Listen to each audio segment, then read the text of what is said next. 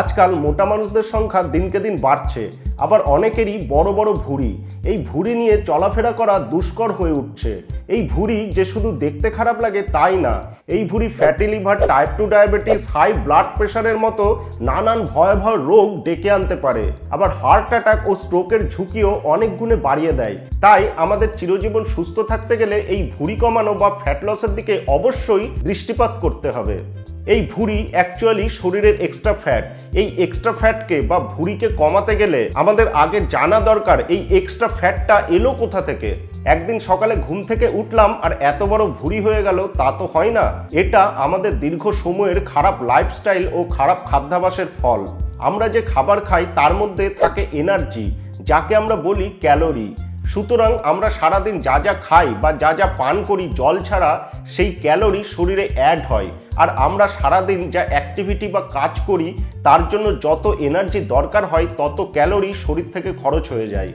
যদি আমাদের নেওয়া ক্যালোরি আমাদের খরচ করা ক্যালোরির থেকে বেশি হয়, তবে এই এক্সট্রা ক্যালোরি ফ্যাট হিসেবে আমাদের শরীরে জমা হয়ে যায়।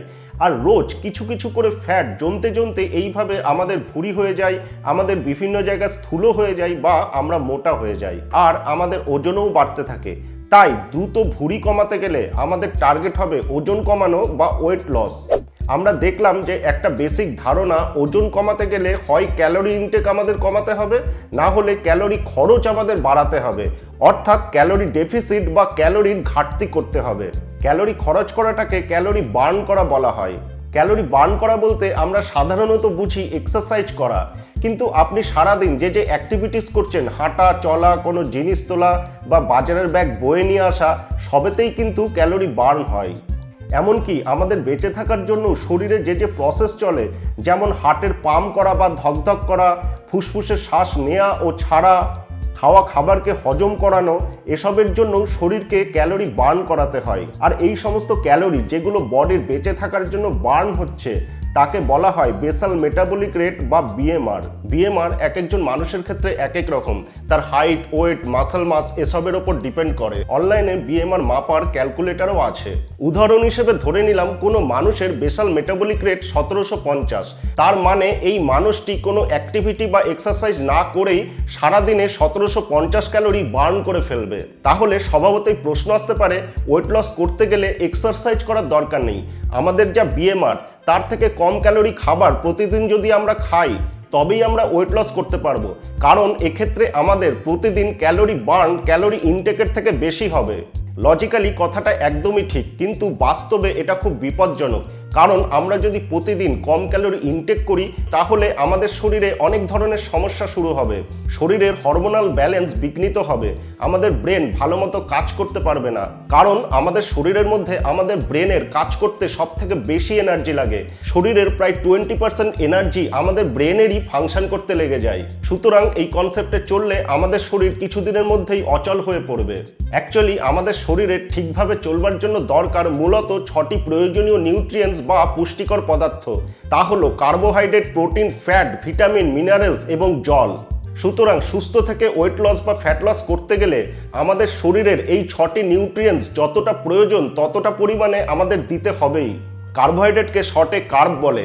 আমাদের সারাদিন চলাফেরা ও কাজকর্ম করবার জন্য যে এনার্জির প্রয়োজন হয় তা মূলত আসে এই কার্বোহাইড্রেট থেকে। কার্বোহাইড্রেট আমাদের শরীরে গিয়ে গ্লুকোজ ফর্মে থাকে এবং এই গ্লুকোজই আমাদের সারাদিনের চলাফেরা ও কাজকর্ম করবার জন্য প্রয়োজনীয় এনার্জির মেন সোর্স। এখন কার্ব থেকে আমরা যে এনার্জি পাচ্ছি তা যদি আমাদের বডি ইমিডিয়েটলি ইউজ না করে, তবে এটা প্রথমে গ্লাইকোজেন ও পরে ফ্যাট হিসেবে আমাদের শরীরে জমা হতে থাকে। আর দিনের পর দিন এই ফ্যাট জমতে জমতে আমাদের শরীর স্থূল হয়ে যায়, আমাদের ভুঁড়ি হয়ে যায় ও আমাদের ওজন বাড়তে থাকে। এটা শুনে মনে হচ্ছে কার্বোহাইড্রেট আমাদের খাবারের তালিকা থেকে বাদ দিয়ে দিলে বা একদম কমিয়ে দিলে আমাদের ফ্যাট জমার সমস্যা থাকবে না। কিন্তু কার্বোহাইড্রেট অত্যন্ত প্রয়োজনীয় একটি উপাদান আমাদের শরীরকে সারাদিন চালানোর জন্য ও ব্রেনের সাধারণ কাজ করবার জন্য। তাই কার্বোহাইড্রেট জাতীয় খাবার না পেলে আমাদের শরীর শেষ হতে থাকবে। সুতরাং ওয়েট লস করতে গেলে আমাদের ডায়েটে রাখতে হবে হেলদি কার্ব বা গুড কার্ব। তাহলে কোন ধরনের কার্ব আমাদের খেতে হবে আর কোন ধরনের কার্ব আমাদের বর্জন করতে হবে তা ভালোভাবে বোঝার দরকার। কার্বোহাইড্রেটস মূলত দু ধরনের হয়। নাম্বার 1 সিম্পল বা refined carbohydrate, number 2 complex carbohydrate. Simple বা রিফাইন্ড কার্বোহাইড্রেটের উদাহরণ হলো চিনি, গ্লুকোজ, সাদা চালের ভাত, ময়দা, কোল্ড ড্রিঙ্কস বা সুগারি ড্রিঙ্কস ইত্যাদি। এই ধরনের খাবারগুলো শরীরে খুব দ্রুত হজম হয়ে যায় এবং ব্লাড সুগার লেভেলকে খুব তাড়াতাড়ি বাড়িয়ে দেয়, যেটা শরীরের পক্ষে খুবই ক্ষতিকারক। তাই সিম্পল কার্বোহাইড্রেট বা রিফাইন্ড কার্বোহাইড্রেট জাতীয় খাবারগুলোকে আমাদের খাদ্য তালিকা থেকে বর্জন করতে হবে। ময়দার কথাই ধরুন না, ময়দা আমাদের শরীরের পক্ষে খুবই খারাপ। ময়দা ব্যাড কোলেস্টেরল বা এলডিএলকে বাড়িয়ে দেয়। ময়দা আমাদের অন্ত্রে আটকে যায়, ব্লাড প্রেশারকে বাড়িয়ে দেয়, মিষ্টি খাবার ক্রেভিংসকে বাড়িয়ে দেয় ও খিদেও বাড়িয়ে দেয়। তাই ময়দার তৈরি জিনিস যেমন biscuit, burger, noodles, patties, sandwich, লুচি, কচুরি, পরোটা, সিঙ্গারা, কেক, পেস্ট্রি, ময়দার রুটি সব বর্জন করতে হবে। চিনি এবং চিনি দেওয়া খাদ্য যেমন চিপস, কেক, পেস্ট্রি, সব রকমের মিষ্টান্ন, মিষ্টি দই, কোল্ড ড্রিঙ্কস এতেও প্রচুর পরিমাণে চিনি অ্যাড করা থাকে। তাই সুগারি ড্রিঙ্কসগুলোকেও আমাদের খাদ্য তালিকা থেকে বাদ দিতে হবে, কারণ এগুলোও ব্যাড কার্ব। দিনের পর দিন এই সমস্ত বাজে কার্বোহাইড্রেট বা ব্যাড কার্ব জাতীয় খাবার খেলে শরীরে অতিরিক্ত গ্লুকোজ প্রবেশ করে। এই অতিরিক্ত গ্লুকোজ প্রথমে গ্লাইকোজেন ও পরে ফ্যাট হিসেবে শরীরে জমতে থাকবে। ফলস্বরূপ অনেক রকম রোগ তখন শরীরে বাসা বাঁধবে, যেমন স্থূলতা, fatty liver disease, high blood pressure বা উচ্চ রক্তচাপ, হার্ট ডিজিজ বা হৃদরোগ, টাইপ 2 ডায়াবেটিস, স্ট্রোক, ক্যান্সার ইত্যাদি। তাহলে প্রশ্ন, খাবেন কি? খাবেন কমপ্লেক্স কার্বোহাইড্রেট জাতীয় খাবার। এগুলো গুড কার্ব, যেমন ব্রাউন রাইস বা লাল চালের ভাত, লাল আটার রুটি, সব ধরনের ফল, শাক সবজি, সব ধরনের স্যালাড, সব ধরনের সবুজ পাতা, খেজুর ও আখের গুড় ইত্যাদি। এগুলো হচ্ছে গুড কার্বোহাইড্রেট। এগুলো খেলে শরীরের কোনো ক্ষতি হয় না। এগুলো হচ্ছে স্বাস্থ্যের জন্য উপকারী, কারণ কমপ্লেক্স কার্বোহাইড্রেট জাতীয় খাবার খাওয়ার পর অল্প অল্প করে গ্লুকোজ রক্তে প্রবেশ করে এবং ব্লাড সুগার লেভেল একবারে না বাড়িয়ে অল্প অল্প করে রক্তে বাড়ায়। তাহলে বুঝলাম কার্বোহাইড্রেটের মধ্যে আমাদের কি কি খেতে হবে। আমাদের প্রতিদিনের খাদ্য তালিকায় কত পার্সেন্টেজ কার্বোহাইড্রেট থাকার দরকার সেটা নিয়ে পরে আসছি। শুধু কার্বোহাইড্রেট খেলেই হবে না, হেলদি ডায়েটের জন্য আমাদের খেতে হবে ফ্যাট ও প্রোটিনও, কারণ এগুলোও আমাদের শরীরের দরকার। অনেকেরই ধারণা ফ্যাট খেলে হয়তো ফ্যাট হয়ে যাবে, তাই এই ফ্যাট জিনিসটা আমাদের খাদ্য তালিকা থেকে বাদ দিয়ে দেওয়া উচিত। কিন্তু এরকম ভাবাটাও বিপজ্জনক, কারণ আমাদের শরীরের দরকার ফ্যাটি অ্যাসিড, যেটা ফ্যাট থেকেই পাওয়া যায়। আর এই ফ্যাটি অ্যাসিড আমাদের শরীর নিজে থেকে তৈরি করতে পারে না। তাই ফ্যাটকেও আমাদের হেলদি ও ব্যালেন্স ডায়েটে রাখতে হবে। ফ্যাট আমাদের শরীরে ফ্যাটি অ্যাসিড হিসেবে স্টোর হয়। এখন প্রশ্ন, ফ্যাট আমাদের কিভাবে উপকার করে বা ফ্যাট আমাদের কেন খেতে হবে? Harvard T. H.. Chan school of public হেলথের একজন রিসার্চ সায়েন্টিস্ট বাসন্তী মালিক বলেছেন, ফ্যাট আমাদের এনার্জি দেয়, আমাদের অর্গানকে প্রোটেক্ট করে, সেল গ্রোথকে সাপোর্ট করে, কোলেস্টেরল ও ব্লাড প্রেশারকে কন্ট্রোলে রাখে এবং অত্যন্ত গুরুত্বপূর্ণ নিউট্রিয়েন্টসগুলোকে শরীরে অ্যাবজর্ব করতে সাহায্য করে। ভিটামিন এ, ভিটামিন ডি এবং ভিটামিন ই এগুলো অ্যাবজর্ব হতে ফ্যাটই সাহায্য করে। ফ্যাট মূলত দু ধরনের হয়, স্যাচুরেটেড ফ্যাট এবং আনস্যাচুরেটেড ফ্যাট। স্যাচুরেটেড ফ্যাটকে বাজে ফ্যাট বলা হয়, কারণ এগুলো শরীরের ক্ষতি করে। আর আনস্যাচুরেটেড ফ্যাটের মধ্যে মোনো আনস্যাচুরেটেড ফ্যাট এবং পলি আনস্যাচুরেটেড ফ্যাট হচ্ছে ভালো ফ্যাট। স্যাচুরেটেড ফ্যাটকে বাজে ফ্যাট বলা হয়, কারণ এগুলো রক্তে খারাপ কোলেস্টেরল বা এলডিএল এর মাত্রা বাড়িয়ে heart disease, heart attack, stroke এগুলোর রিস্ক অনেক গুণে বাড়িয়ে দেয়। পাম অয়েলে এই স্যাচুরেটেড ফ্যাট প্রচুর পরিমাণে আছে। ইন্ডিয়াতে ম্যাক্সিমাম প্যাকেজ ফুডে এই পাম অয়েলই ইউজ করা হয়, যেটা শরীরের জন্য অত্যন্ত ক্ষতিকারক। আরও স্যাচুরেটেড ফ্যাটের উদাহরণ হলো বাটার, ক্রিম, আইসক্রিম, ঘি, গরু ও শুয়োরের মাংস দিয়ে তৈরি প্রোডাক্ট যেগুলোকে সসেজ বলে, পিৎজা, কুকিজ, পেস্ট্রি ইত্যাদি। এই সমস্ত খাবারগুলো সত্যিই খুব ক্ষতিকারক। তাই আমাদের স্যাচুরেটেড ফ্যাটের পরিবর্তে খেতে হবে মোনো আনস্যাচুরেটেড ফ্যাট এবং পলি আনস্যাচুরেটেড ফ্যাট। এই ধরনের ফ্যাটগুলো যে সমস্ত খাবারের মধ্যে আছে সেগুলো হলো অলিভ অয়েল, অ্যাভোকাডোস, আমন্ড, কুমড়োর বীজ, তিল, সানফ্লাওয়ার অয়েল, ফ্ল্যাক্সিড অয়েল, আখরোট, ফ্ল্যাক্সিডস, মাছ ইত্যাদি। ওমেগা 3 ফ্যাটস হলো পলি আনস্যাচুরেটেড ফ্যাট, যেটা আমাদের খাবার থেকেই কনজিউম করতে হবে, কারণ এটা আমাদের শরীর তৈরি করতে পারে না। ওমেগা 3 ফ্যাটস আমরা মাছ থেকে ভীষণভাবে পাই। মোনো আনস্যাচুরেটেড ফ্যাট এবং poly unsaturated fat heart attack, heart disease এবং স্ট্রোকের ঝুঁকি অনেক গুণে কমিয়ে দেয়। আরেকটা খারাপ ফ্যাট হচ্ছে ট্রান্স ফ্যাট। এটা সব থেকে বেশি ক্ষতিকারক।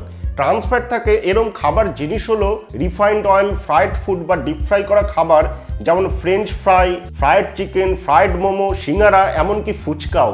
দোকানে একই তেলে এইসব জিনিস বারবার করে ভাজা হয়, তাই এগুলো আরও বেশি ক্ষতিকারক। এমনকি বাড়িতেও তেল রিইউজ করতে নেই। ট্রান্স ফ্যাট রক্তে বাজে কোলেস্টেরল এলডিএলকে বাড়িয়ে দেয় আর ভালো কোলেস্টেরল এইচডিএলকে কমিয়ে দেয়, তাই এগুলো হার্ট ও ব্লাড ভেসেলের পক্ষে খুবই ক্ষতিকারক।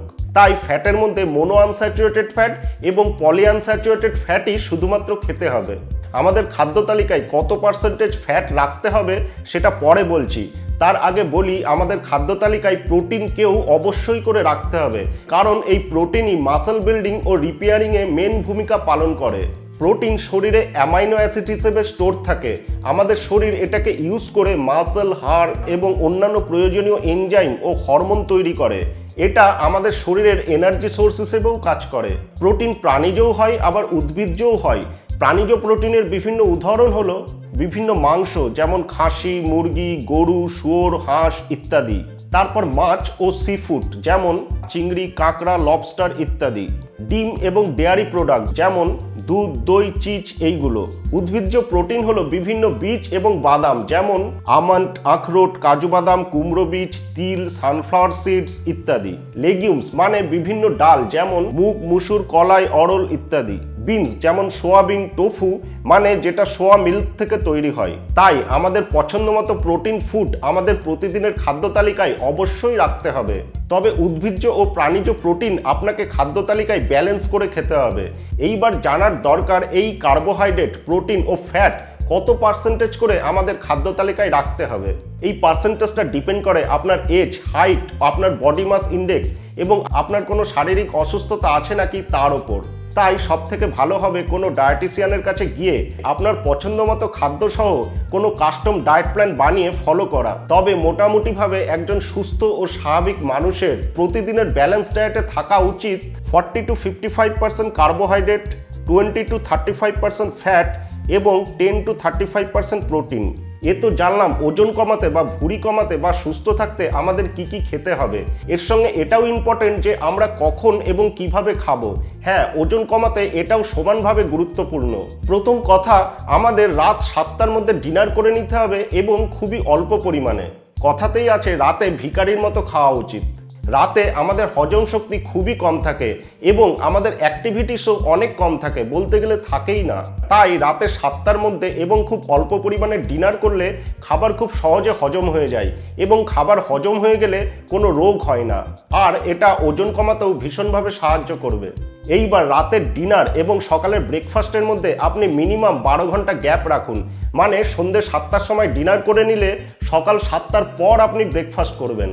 এটাকেই বলে ইন্টারমিটেন্ট ফাস্টিং। এই ফাস্টিং আপনার ওজন কমাতে ভীষণভাবে সাহায্য করে। শুধু ওজন কমাতেই না, এই ফাস্টিং বিভিন্ন রোগ সারাতেও ভীষণই সাহায্য করে, আর শরীর তো সুস্থ রাখেই। অ্যাকচুয়াল ইন্টারমিটেন্ট ফাস্টিংয়ে 16 ঘন্টার গ্যাপ থাকে, মানে আপনি 8 ঘন্টার মধ্যেই খাবার খাবেন আর বাকি 16 ঘন্টা আপনাকে কিছু না খেয়ে থাকতে হবে। তবে আপনি প্রথমে 12 ঘন্টার গ্যাপ থেকে শুরু করতে পারেন এবং আস্তে আস্তে বাড়াতে পারেন। এটা কিন্তু ওজন কমাতে চমৎকার কাজ করে। শুধু ওজন কমানোই নয়, এটা করলে আপনি আরামদায়ক ও উৎফুল্ল অনুভব করবেন এবং আপনি বেশি এনার্জেটিক ফিল করবেন। ইন্টারমিটেন্ট ফাস্টিংয়ে আপনি 8 ঘন্টা খাচ্ছেন আর 16 ঘন্টা কিছু না খেয়ে বা শুধু জল খেয়ে আপনাকে থাকতে হচ্ছে। সুতরাং এই 8 ঘন্টার মধ্যে আপনি এমনিতেই বেশি খেতে পারবেন না। তাই সারাদিনে আপনার ক্যালোরি ইনটেক কম হচ্ছে। এতে খুব সহজেই আপনি ক্যালোরি বার্ন করে ক্যালোরি ডেফিসিট বা ক্যালোরির ঘাটতি ঘটাতে পারবেন। আর এই ক্যালোরি ডেফিসিটটাই ওজন কমানোর একমাত্র উপায়। এই 8 ঘন্টার মধ্যে আপনাকে হেলদি জিনিসই খেতে হবে। তাই ওজন কমাতে, ভুঁড়ি কমাতে বা সুস্থ থাকতে অবশ্যই এই ইন্টারমিটেন্ট ফাস্টিংটা শুরু করে দিন। এছাড়াও ভুঁড়ি কমাতে বা ওজন কমাতে আপনাকে করতে হবে এক্সারসাইজ। এক্সারসাইজ যে কোনো ফর্মে হতে পারে, হাঁটা, দৌড়ানো, যোগা, লাফদড়ি প্র্যাকটিস, জিম এক্সারসাইজ ইত্যাদি।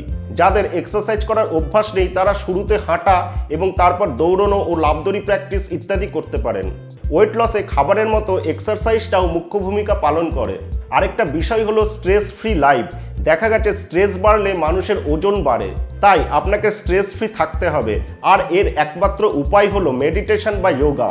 আর আপনাকে প্রতিদিন পর্যাপ্ত পরিমাণে জল খেতে হবে, এটাও ওজন কমাতে ভীষণভাবে সাহায্য করে। আরেকটা ইম্পর্টেন্ট জিনিস যেটা ওজন কমানোর জন্য ভীষণভাবে জরুরি, তা হলো পর্যাপ্ত ঘুম। ডেলি 7-8 ঘন্টা ভালো ঘুম ওজন কমানোর ক্ষেত্রে ভীষণভাবে দরকারি। স্টাডি দেখিয়েছে যে আমাদের ভালো ঘুম না হলে গ্রেলিন বলে একটি হরমোন নিঃসরণ হয়, যা আমাদের খিদেকে কয়েক গুণ বাড়িয়ে দেয়। তাই আমরা বেশি বেশি খেতে থাকি আর ফলস্বরূপ মোটা হয়ে যায়। তাই প্রতিদিন 7-8 ঘন্টা অবশ্যই ভালোভাবে ঘুমোন। আশা করি এই ভিডিওটা আপনাদের ওজন কমাতে ও ভুঁড়ি কমাতে অবশ্যই সাহায্য করবে। ভিডিওটা ভালো লাগলে অবশ্যই একটা লাইক ও শেয়ার করে দিন। কমেন্ট করে জানান আপনার প্রশ্ন বা মন্তব্য। আর এই চ্যানেলে নতুন হলে প্লিজ সাবস্ক্রাইব করে অবশ্যই পাশে থাকবেন। দেখা হচ্ছে খুব শীঘ্রই নতুন ভিডিও নিয়ে। ততক্ষণের জন্য বাই।